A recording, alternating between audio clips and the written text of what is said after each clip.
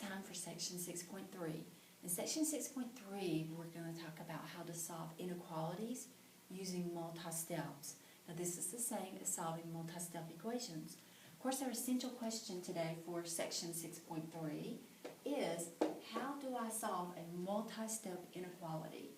Well, you have to ask yourself, what are the steps for solving multi-step equations? And we know this, we've done this already. Here we see we have 4x plus, and then parentheses, x minus 3 equals 12. Of course, we know we always deal with parentheses first. So we're going to drop a parentheses. Now because they're preceded by plus, we do not have to change any signs. Our next step is simply combine the like terms on each side of the equation. 4x plus 1x is 5x. Bring down your negative 3, bring down your 12. Then we're going to use the addition property of equality by adding 3 to both sides. Now we come up with 5x equals 15, and then lastly we use the division property of equality by dividing both sides by 5, and x equals 3. Well, inequalities are the same. Instead of calling them properties of equality, though, we call them properties of inequality. And if you remember from last week, the only differences that we experience is when we multiply or divide both sides of the inequality by negative. In that case, what do? We switch the sign. So now let's look at a couple of examples. Okay, this is from your textbook on page 369. So you should be following along. Example 1, we have 3x minus 7 is less than 8.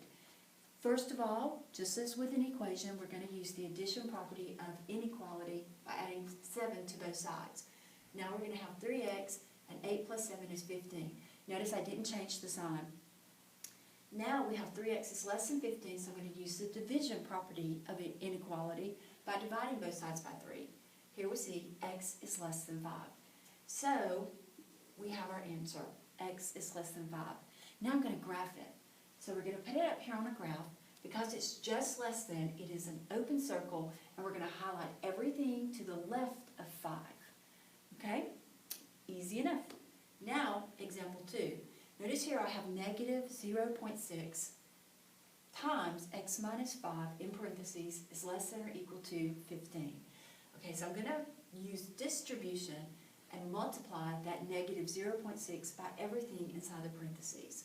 So now we get negative 0.6x plus, of course, negative 0.6 times negative 5 is going to be a plus 3. If you struggle with multiplying and dividing decimals, that graphing calculator is going to do this for you, okay? Less than or equal to 15. All right, so now we're just simply going to use the addition property of inequality, subtraction property of inequality, and subtract 3 from both sides. Cancel off this side, we're left with negative 0.6x is less than or equal to 12, because 15 minus 3 is 12. Lastly, I'm going to use the division property of inequality and divide both sides by negative 0.6. And what happens when I divide both sides by negative? The sign changes. So notice we went from a less than to a greater than, and x is greater than or equal to negative 20.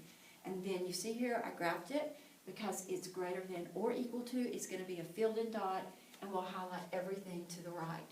Now, I'm going to stop, and I want you to work through the guided practices 1, 2, and 3, and then come back to the next video, and we'll go over those.